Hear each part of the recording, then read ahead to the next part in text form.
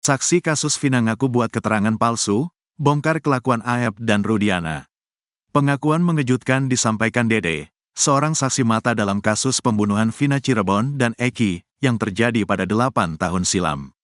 Ternyata, pada persidangan 8 tahun lalu, Dede menyampaikan pengakuan palsu di persidangan, hingga membuat 7 terpidana mendekam seumur hidup di bui. Diketahui, Vina adalah gadis 16 tahun asal kampung Samadikun, Kecamatan Kejaksan, Kota Cirebon, Jawa Barat, yang tewas bersama kekasihnya, Eki, di Jalan Raya Talu, Kecamatan Talun, Kabupaten Cirebon, Jawa Barat pada Sabtu tanggal 27 Agustus tahun 2016. Keduanya disebut menjadi korban penganiayaan geng motor. Kepada Dedi Mulyadi, Dede mengaku telah memberikan kesaksian palsu pada tahun 2016 lalu. Berdasarkan pengakuan Dede, 8 tahun lalu ia diminta membuat berita acara penyidikan, BAP, palsu oleh Aep dan Ibtu Rudiana. Setelah Ibtu Rudiana menangkap para terpidana, Dede mengaku diminta Aep untuk mengantarnya ke Polres Cirebon. Sesampainya di sana, Dede bertemu dengan Ibtu Rudiana yang terlihat sudah akrab dengan Aep. Saat itu Dede pun diminta oleh keduanya untuk menceritakan kejadian bohong itu ke penyidik. Dede pun sempat heran, kenapa dirinya yang tak tahu apa-apa diminta menjadi saksi atas kematian Vina dan Eki. Saya bilang sama Aep, kita kan gak tahu apa-apa, kenapa jadi saksi? Udah entar ikutin aja, kata Dede dikutip dari YouTube Kang Dedi Mulyadi, Senin, tanggal 22 Juli tahun 2024. Saya bingung, saya bilang, apa ini gak keberatan, kata dia, udah ikutin aja, saya dalam hati sebenarnya pengen gak mau jadi saksi, saya pengen keluar dari situ, cuma udah di dalam saya bisa apa. Saya bingung, rasa takut juga ada. Diminta jadi saksi oleh Rudiana dan Aep, setelah itu masuk ruangan di BAP oleh penyidik. Namun sebelum diperiksa penyidik, Dede terlebih dahulu diberitahu skenario palsu oleh Aep dan Rudiana. Sebelum BAP kan dibilang dulu, kamu bilang aja lagi nongkrong di warung, ada orang nongkrong segerombolan anak-anak, bawa batu, lempar bambu, terus sama pengejaran, itu udah diomongin di luar, ungkap Dede. Diakui Dede, bukan cuma Aep, Ibtu Rudiana juga mengarahkan skenario palsu itu. Aep sama Rudiana ngasih tahu ke saya Pak, kata dia. Itu diarahin sama Rudiana, kamu bohong gak sama saya? Tanya Dedi Mulyadi. Gak Pak, 100% saya benar, ungkap Dede lagi. Dede pun menyadari bahwa kesaksian palsunya itu membuat 7 terpidana divonis penjara seumur hidup. Saya merasa dosa, kata Dede.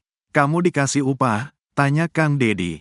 Enggak Pak, sama sekali gak dikasih uang, ungkap Dede. Menurut Dede, dirinya pernah mendengar bahwa Aep dendam dengan para terpidana. Aep bilang saya juga kesel sama orang-orang itu yang pernah mukulin saya, katanya. Ditegaskan oleh Dede, pelemparan batu dan pengejaran yang dilakukan para terpidana itu sebenarnya tidak ada. Bohong itu, tidak ada sama sekali, kata Dede. Kini Dede bersedia mencabut babnya tahun 2016 dan mengakui bahwa kesaksiannya itu bohong. Bahkan Dede sudah siap menanggung resiko terburuk, yaitu di penjara. Hal itu dilakukan oleh Dede demi mengungkap kasus Vina yang sebenarnya. Siap, jadi terpidana. Pokoknya sebelum saya keluar juga saya udah kuatin mental saya dan fisik saya, tandasnya. Dede pun meminta maaf kepada para terpidana kasus Vina atas kesaksian palsu yang ia lakukan 8 tahun lalu. Buat 8 terpidana yang kemarin sudah divonis, saya minta maaf yang sebesar-besarnya. Saya merasa bersalah, saya merasa berdosa. Cuma sebenarnya dari hati kecil saya tidak mau melakukan itu. Cuma karena saya takut dan terpaksa melakukan itu, tuturnya.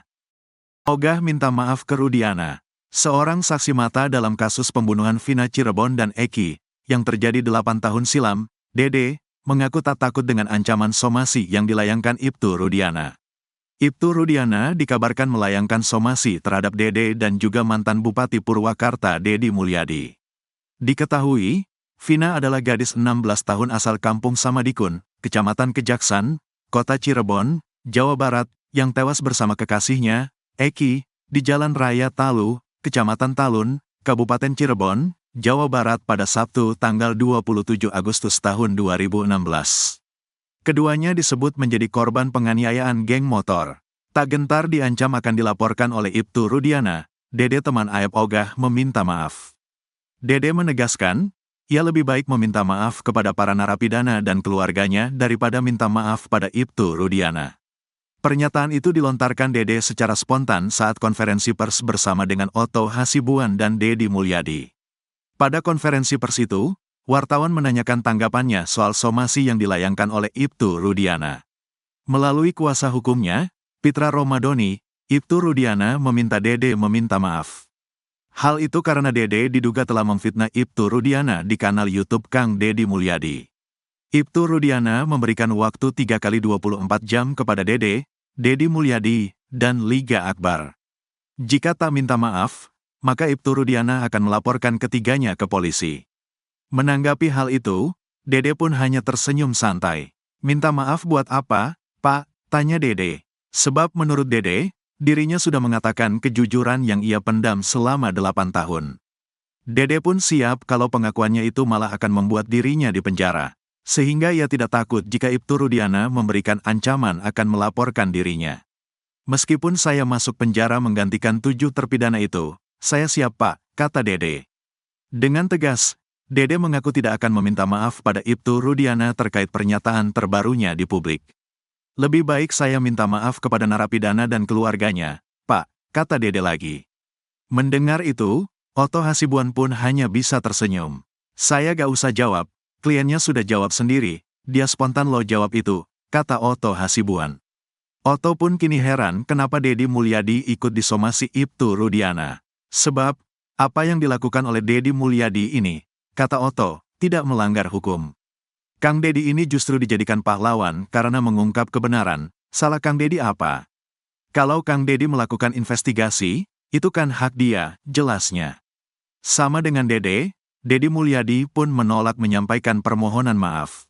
Kalau saya mah tukang minta maaf, maafin aku dek kalau ada ucapan aku yang tidak berkenan.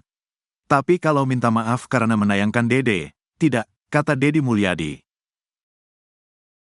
Ibtu Rudiana siapkan serangan balik. Saksi Dede masuk daftar yang diincar. Ibtu Rudiana, ayah kandung almarhum Eki siap untuk melakukan serangan balik terhadap orang-orang yang membuat gaduh dalam kasus Vina Cirebon.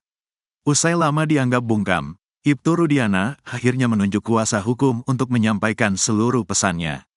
Ya, Ibtu Rudiana secara resmi menunjuk Elza Syarif sebagai kuasa hukumnya. Elza Syarif pun mengatakan, sebenarnya Ibtu Rudiana tidak kabur.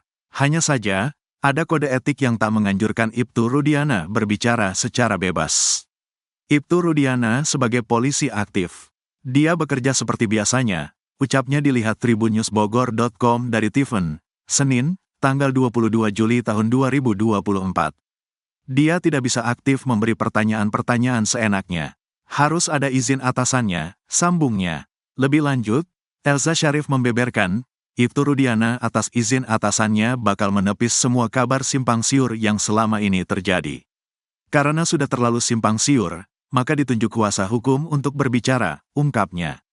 Salah satu hal yang paling dipermasalahkan adalah ketika munculnya kabar jika Eki bukan anak kandung Ibtu Rudiana. Termasuk dengan pengakuan Dede yang mengatakan jika dia disuruh Ibtu Rudiana untuk memberikan keterangan palsu. Karena banyak hoaks. Salah satunya adalah ada yang menyebut Eki bukan anak kandungnya, bebernya. Untuk itu kita melakukan langkah hukum untuk mencari siapa yang membuat hoaks tersebut, tuturnya. Jadi siap-siap serangan balik dari Ibtu Rudiana, tambahnya. Terkait Dede, Elza Syarif mengungkap kejanggalan pernyataan yang disampaikan. Dede ini termasuk orang yang masuk dalam catatan kita. Tidak mungkin Rudiana menyuruh seperti itu karena dia hanya membuat laporan saja, tegasnya. Jadi tidak mungkin seorang Ibtu mempengaruhi penyidikan yang pangkatnya kombes. Itu kan langkah-langkahnya dari Polda Jawa Barat, tambahnya. Disebut berkaitan dengan narkoba sementara itu, muncul nama baru wanita bernama Widya yang menyebut Ibtu Rudiana telah membuat skenario pembunuhan Vina Cirebon. Widya mengatakan Ibtu Rudiana punya peran khusus dalam kasus ini, di mana para pelaku terpidana juga telah mengetahuinya. Rudiana disebut sengaja membuat skenario pembunuhan untuk menutupi kasus suap dan narkoba. Dalang aktor dari semua kasus Vina ini adalah Rudiana. Mana tahu kalian, ujar Widya dikutip YouTube. Selain itu, Widya juga mengatakan bahwa Ibtu Rudiana berperan banyak dalam kasus penangkapan Peggy Setiawan. Ia lantas mempertanyakan bagaimana bisa Rudiana menjadi pengacara sekaligus polisi dalam kasus Vina Cirebon 2016. Widya juga mencurigai bahwa kasus pembunuhan Vina juga berdekatan dengan kasus narkoba di tahun yang sama berjarak 2 hari. Ada nggak kaitannya dengan yang namanya kasus narkoba 2016 karena jaraknya cuma 2 hari, terang Widya. Nenek Ais sebut tangan Vina Cirebon patah, yakin bukan karena kecelakaan. Nenek Ais, wanita parubaya yang memandikan jasad Vina Cirebon, yakin jika almarhumah tewas karena pembunuhan bukan kecelakaan. Keyakinan Nenek Ais tersebut setelah ia mendapati tangan Vina Cirebon dalam kondisi patah saat memandikan jenazahnya. Diketahui, Vina adalah gadis 16 tahun asal kampung Samadikun, Kecamatan Kejaksan, Kota Cirebon, Jawa Barat, yang tewas bersama kekasihnya, Eki, di Jalan Raya Talu, Kecamatan Talun, Kabupaten Cirebon, Jawa Barat pada Sabtu tanggal 27 Agustus tahun 2016. Keduanya disebut menjadi korban penganiayaan geng motor. Nenek Ais ketika itu memandikan jasad Vina Cirebon dan mengetahui betul kondisi tubuh korban saat itu. Kesaksian pemandi jenazah itu diungkapkannya saat dikunjungi politikus Gerindra, Deddy Mulyadi. Dari kesaksian Nenek Ais tersebut, terungkap bahwa di tubuh Vina tidak ada luka tusuk seperti yang disebutkan Polda Jawa Barat, Jabar. Sebelumnya Polda Jabar menyebut jika almarhumah tewas akibat ditusuk pedang atau samurai. Bahkan, Nenek Ais juga memastikan tidak ada luka sayatan pada jenazah Vina itu. Saat saya mandikan, tidak ada luka tusukan. Kakinya remuk semua tuh.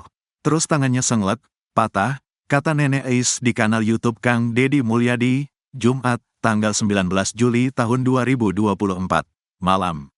Nenek Ais mengatakan, di tubuh Vina juga tidak ditemukan luka tusuk sedikitpun. Namun, di bagian kepala, Nenek Ais mengatakan, terdapat luka di bagian belakangnya, hidung dan telinga Vina juga mengeluarkan darah. Nenek Ais pun menyebut, polisi berbohong karena mengatakan terdapat luka tusuk di tubuh Vina. Padahal, ketika jenazah dimandikan olehnya, tidak ditemukan luka tusuk di tubuh Vina. Saya mandiin sampai bersih, tak ada luka tusuk, yang ada patah tangan dan kaki, tegas Nenek Ais. Kongkon merene polisin, tak jewer pisan, suruh kesini polisinya, saya jewer nanti, kurang ajar, kok ditusuk-tusuk gimana? Bohong, selain luka parah di tangan, kaki dan kepala, Nenek Ais juga mendapati lendir dan darah serta luka pada alat vital korban. Saya kan mandiin, maaf ya Pak, namanya mandiin mayat kan Pak ya, sobek, kata Ais. Menurut Nenek Ais, Vina bukan tewas karena kecelakaan, melainkan korban pembunuhan. Namun, Nenek Ais menebak, penyebab kematian Vina bukan karena dihajar pakai senjata tajam, melainkan dilindas dengan motor. Dibunuh? Pak, pastilah pembunuhan. Karena gak ada luka sobek-sobek, kalau kecelakaan mah ada tetel bul, luka sobek. Kayaknya sih dilindas pakai motor atau dipukul, kata Ais. Keterangan Polda Jabar soal Vina ditusuk. Sebelumnya, pada saat sidang pra-peradilan Pegi Setiawan, tim kuasa hukum Polda Jabar menjawab gugatan dengan menjabarkan keterangan para saksi. Satu di antara keterangan saksi yang dibacakan adalah pernyataan dari Sudirman yang menyebutkan, Vina diruda paksa setelah ditusuk menggunakan pedang atau samurai. Korban perempuan, Vina, juga dipukuli oleh 3 orang teman-teman saksi, yaitu, Saudara Andika, Pegi dan Dani. Kemudian korban perempuan diruda paksa oleh saksi dan teman-teman saksi secara bergiliran setelah saksi dan teman-teman selesai memperkosa perempuan tersebut, kemudian perempuan tersebut ditusuk pakai samurai oleh Saudara Pegi pada bagian punggung. Dan Saudara Andika melempar korban dengan batu terhadap korban Vina.